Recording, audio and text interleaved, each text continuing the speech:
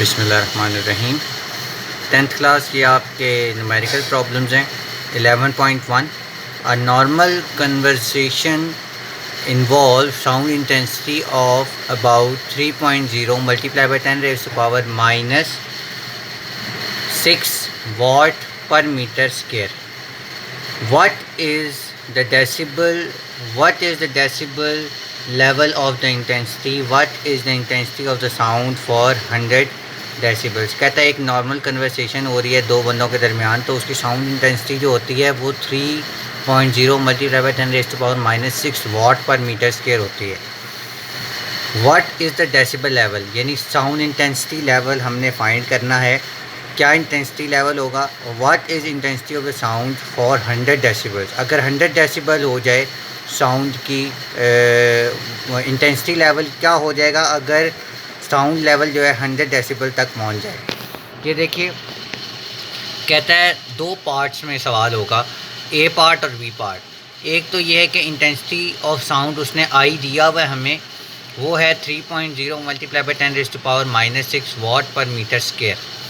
और sound level उसने दिया, साउंड लेवल उसने कहा कि जी आप फाइंड करें। दूसरे सवाल के अगले ही पार्ट में उसने फिर साउंड लेवल दे दिया, उल्टा कर दिया काम। साउंड लेवल दे दिया 100 डेसिबल्स और उसका इंटेंसिटी ऑफ साउंड कहा कि आप फाइंड करें। तो सबसे पहले क्या होगा, साउंड लेवल हमने फाइंड करना है। ए पार्ट में साउंड लेवल हम फाइंड करेंगे तो कैसे करेंगे कि हमें फार्मूला एक ही गिवन है कि 10 log I over I not. I not होता है फेंटेस्ट ऑडिबल साउंड, यानी फेंटेस्ट ऑडिबल साउंड यानी कि जो सबसे मध्यम आवाज़ एक कान सुन सकता है। तो उसमें देखिए वो आपको वैल्यू गिवन दी हुई है आपकी बुक में 10 रेज़्ड टू पावर माइनस 12 ये दी हुई है। और साउंड लेवल का फार्मूला आपको ये पता है 10 log I over I not. तो साउंड लेवल का फार्मूला लगाया 10 इंटू लॉग, यहाँ पर आई की वैल्यू क्या दी हुई थी ऊपर वाले पार्ट में 3.0 multiply by 10 raised to power minus 6 दी हुई थी, वो ऊपर लगाई। और नीचे फेंटेस्ट ऑडिबल साउंड जो है वो 10 रेज़्ड टू पावर माइनस 12 है, ठीक है। और जब हम इसको 10 रेज़्ड टू पावर माइनस 12 को ऊपर लेकर जाएंगे तो उसकी पावर जो है वो पॉजिटिव हो जाएगी, यानी कि माइनस 6 में से ये माइनस 12 माइनस होगा। जब माइनस होगा तो ये हो जाएगी माइनस और माइनस प्लस, तो माइनस 6 प्लस 12, तो 3.0 multiply by 10 raised to power minus 6 plus 12 हो जाएगा। और 10 log उसके साथ ऐसे ही रहेगा। तो जब आप इसको माइनस करेंगे तो ये हो जाएगा 10 raised to power positive 6।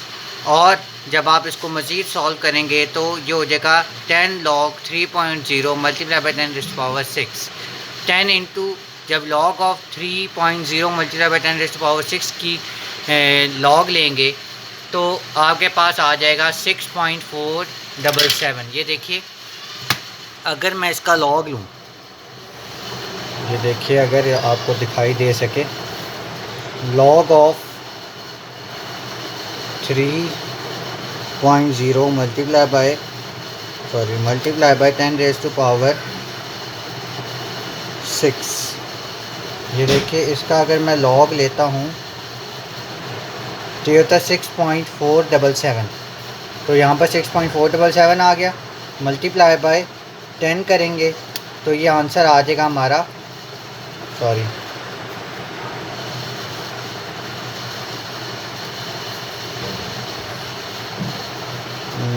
10 multiply by 6.477, तो हमारे पास ये आंसर आ जाएगा 64.77। तो उसको हमने राउंड ऑफ करके 64.8 डेसिबल हमने लिख लिया।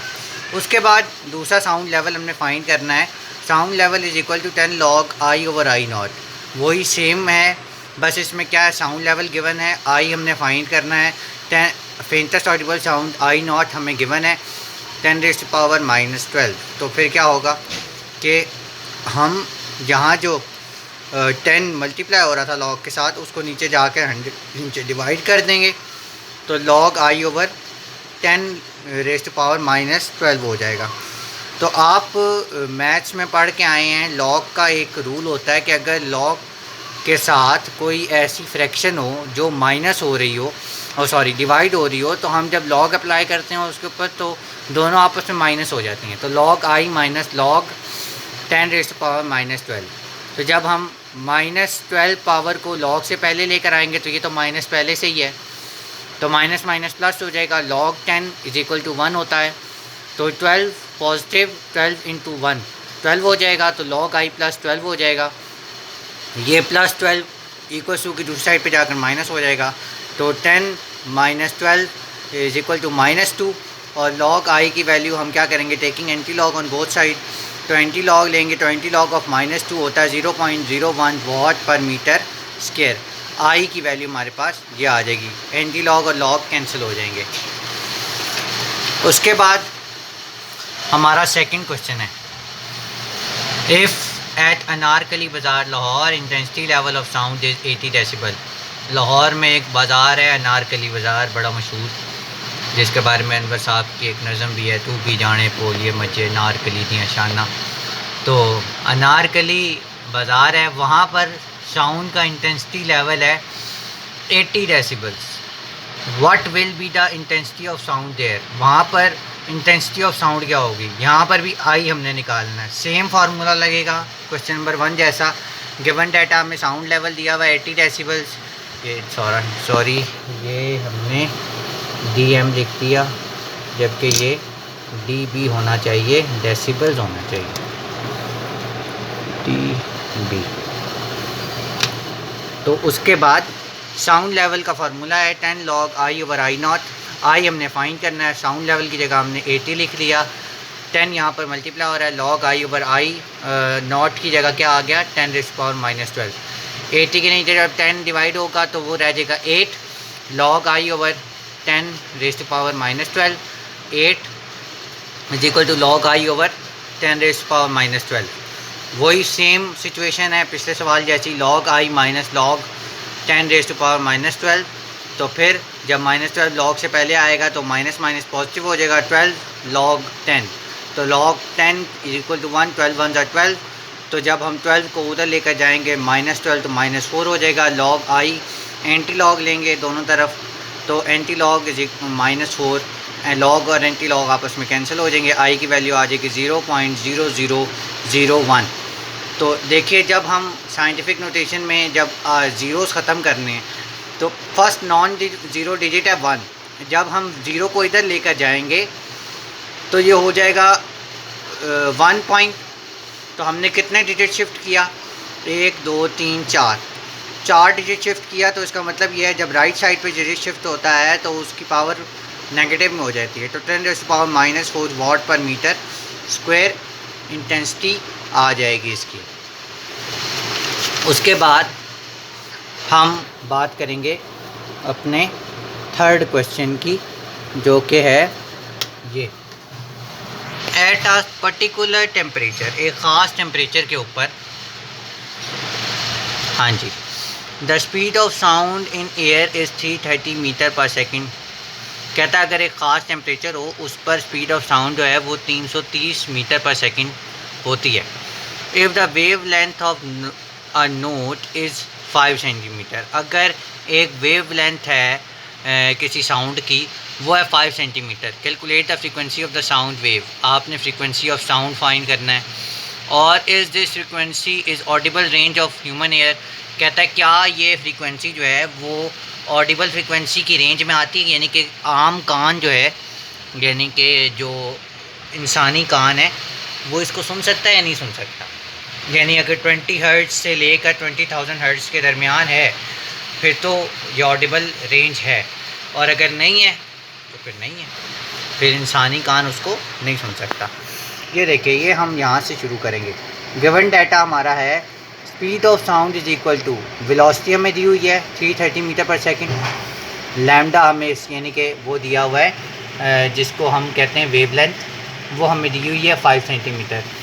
तो हम देखें सेंटीमीटर में गिवन है तो हमने तो मीटर में जाना है, तो जब हम मीटर में जाएंगे तो हम 100 से डिवाइड करेंगे, ठीक है। तो 100 से जब डिवाइड करेंगे तो 0.05 मीटर आ जाएगा। फ्रीक्वेंसी कितनी है वो हमने फाइंड करनी है। v = f लैम्डा, ये फार्मूला है। तो हमने क्या निकालना है, हमने तो फ्रीक्वेंसी निकालनी है। हमारे पास वेलोसिटी भी है और हमारे पास जो है फ्रीक्वेंसी हमारे पास नहीं है, और वेलोसिटी भी है और वेवलेंथ भी है। तो जब हम 330 को हम डिवाइड करेंगे 0.05 से, तो हमारे पास क्या आ जाएगा, 6600 हर्ट्ज़ फ्रीक्वेंसी आ जाएगी, जो कि हम जब उसको साइंटिफिक नोटेशन में लेकर जाएंगे तो वो हो जाएगा 6.6 मल्टीप्लाई बाई 10⁻³ फ्रीक्वेंसी। तो देखिए ये 20 हर्ट्ज़ से लेकर 20,000 हर्ट्ज़ तक के दरमियान है, बिल्कुल है। देखिए 6600 है ना, तो 20 से लेकर 20,000 हर्ट्ज़ के दरमियान ही है ना ये। तो ये as the audible frequency range is 20 hertz to 20,000 hertz, therefore this frequency is in audible frequency range. इसीलिए हम ये कह रहे हैं कि ये ऑडिबल फ्रीक्वेंसी रेंज के अंदर मौजूद है। उसके बाद आपका नेक्स्ट क्वेश्चन क्या है, जो कि कहता है 11.4 a doctor count 72 heart beats in 1 minute. कहता है कि एक डॉक्टर साहब हैं, वो ज़रबात क़ल्ब को नापते हैं, यानी कि हार्ट बीट को नापते हैं, यानी कि जो हमारे दिल की धड़कन है वो नापते हैं कि जी 1 मिनट में दिल जो है वो 72 दफ़ा धड़कता है। Calculate the frequency and time period of the heart beat. Frequency भी फाइंड करें और टाइम पीरियड भी फाइंड करें। तो सीधा सा सवाल है, ये आपका फर्स्ट चैप्टर में भी ऐसे सवाल आ चुके हैं। Number of vibration of hearts, 1 minute में कितनी वाइब्रेशंस होती हैं हार्ट में, 72 होती हैं। तो टाइम कितना लगता है 1 मिनट, तो उसमें कितने सेकंड होते हैं, 60 सेकंड। हम बेस यूनिट में बात करते हैं हमेशा, तो हम बेस यूनिट में जब जाएंगे तो 60 सेकंड हो जाएगा। फ्रीक्वेंसी भी हमने फाइंड करनी है, टी भी फाइंड करना है। फ्रीक्वेंसी क्या होता है, number of vibration divided by time, ठीक है। तो नंबर ऑफ़ वाइब्रेशंस कितनी है, 72 डिवाइडेड बाय 60, फ्रीक्वेंसी हमारे पास कितनी आ जाएगी, 1.2 हर्ट्ज़। और जब हम फ्रीक्वेंसी निकाल ली हमने, तो हमने टाइम पीरियड भी निकालना है।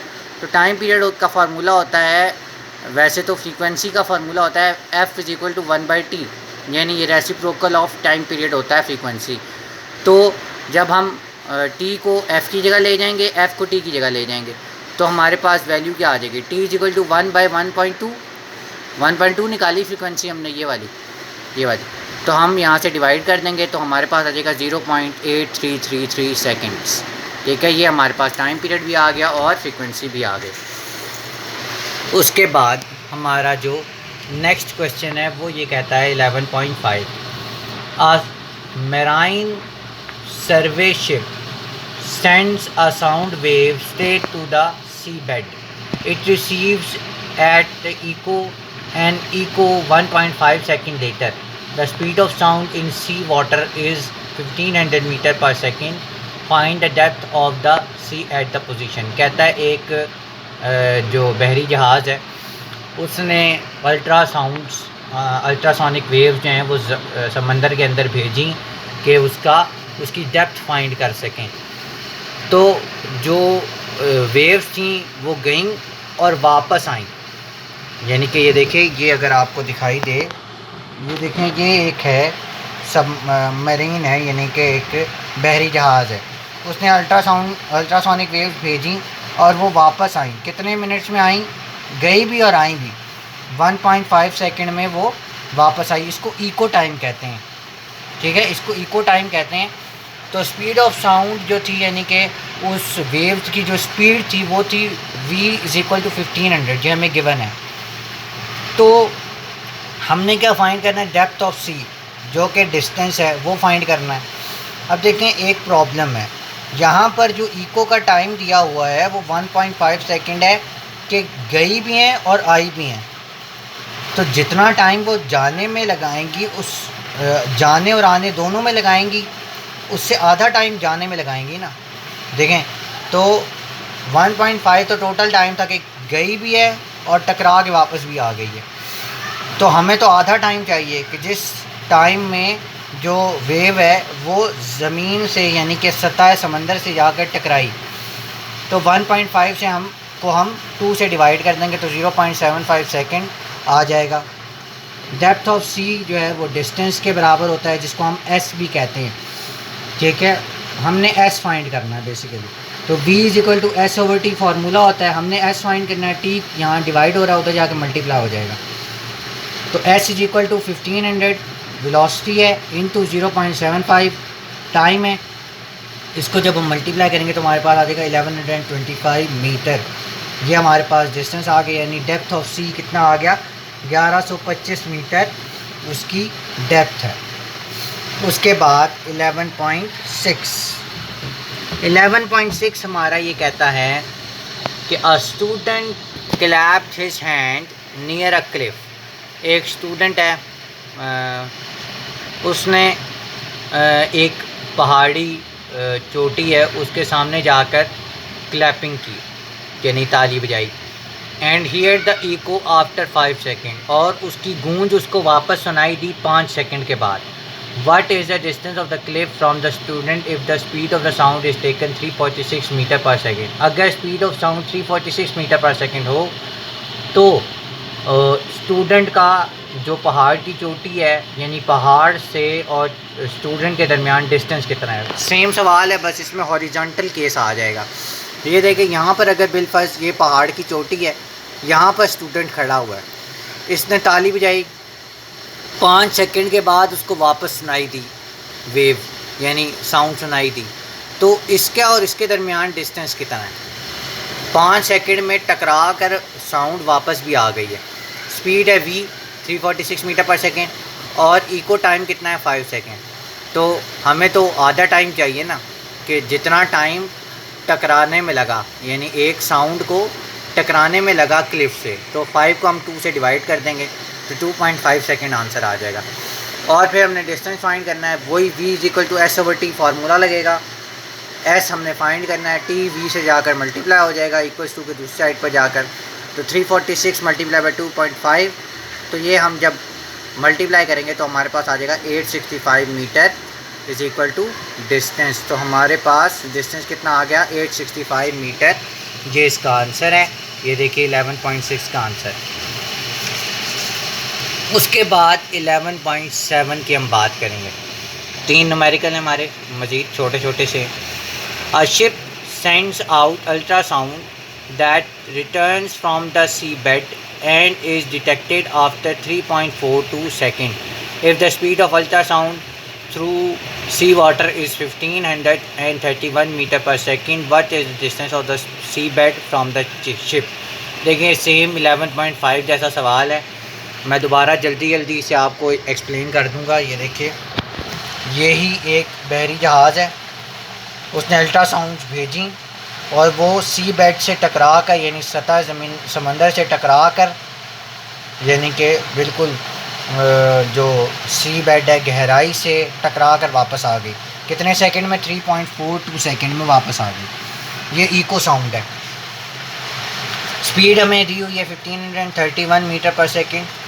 इको टाइम क्या हो जाएगा 342 सेकंड। उसको हम 2 से डिवाइड कर लेंगे, कितना टाइम अल्ट्रासोनिक वेव्स को ज़मीन से जाकर टकराने में लगा।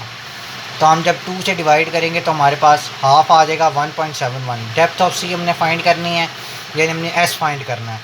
तो v is equal to S over T formula है, तो t यहाँ डिवाइड हो रहा है, वहाँ जाकर मल्टीप्लाई हो जाएगा और 1531 को हम मल्टीप्लाई करेंगे 1.71 से, तो हमारे पास डिस्टेंस आ जाएगा 2618.01 मीटर।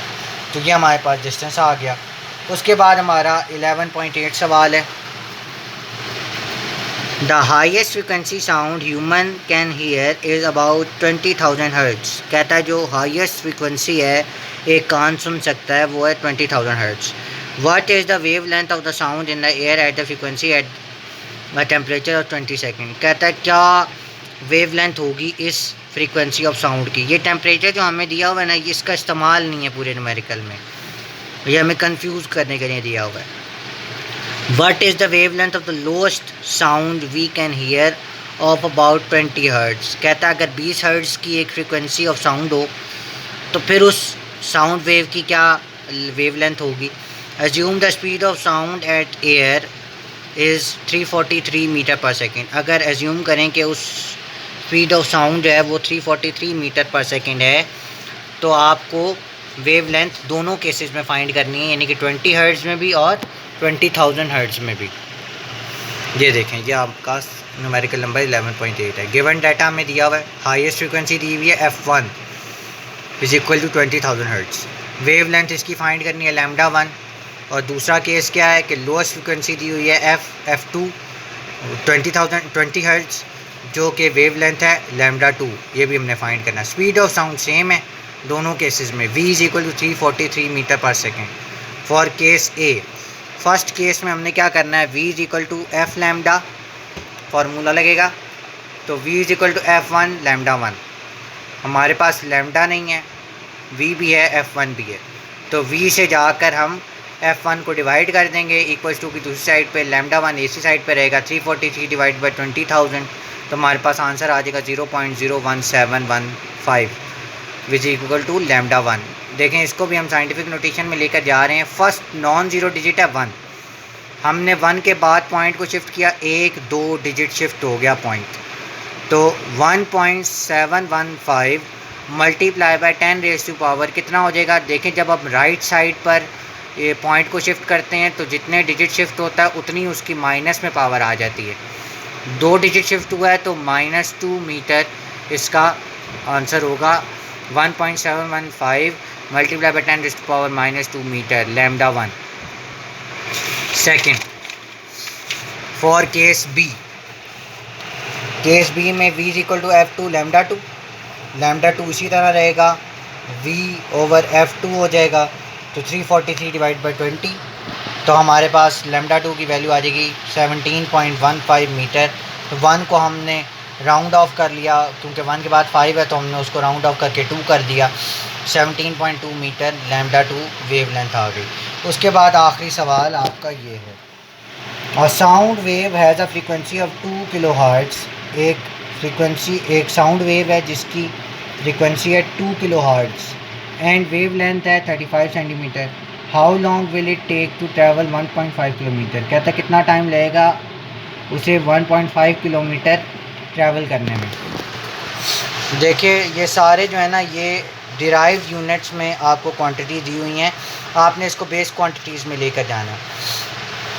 ये डिराइव क्वांटिटीज़ देखें, फ्रीक्वेंसी जो है ना हमें बिगर यूनिट में दी हुई है f 2 किलो हर्ट्ज़, इसको हमने हर्ट्ज़ में लेकर जाना है तो 2 को मल्टीप्लाई करने के 1000 से, तो यह हो जाएगा 2000 हर्ट्ज़।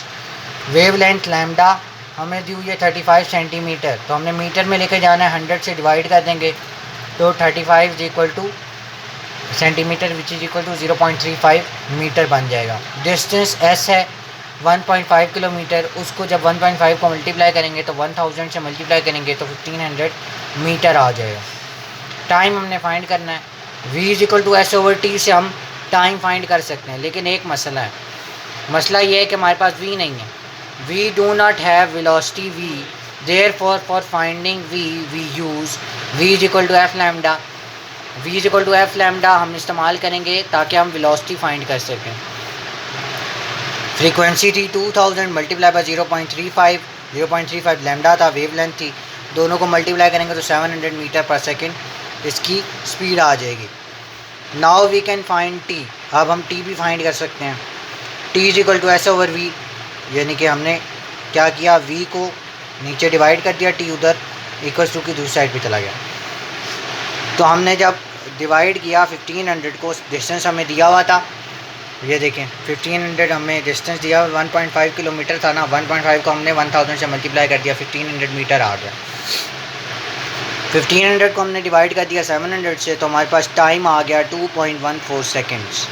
यह आपका टाइम है कि 2.14 सेकेंड्स में वो 1.5 किलोमीटर का डिस्टेंस कवर कर लेगी। ये आपके टोटल 9 न्यूमेरिकल्स थे 11 चैप्टर के। थैंक यू वेरी मच, अल्लाह हाफिज़।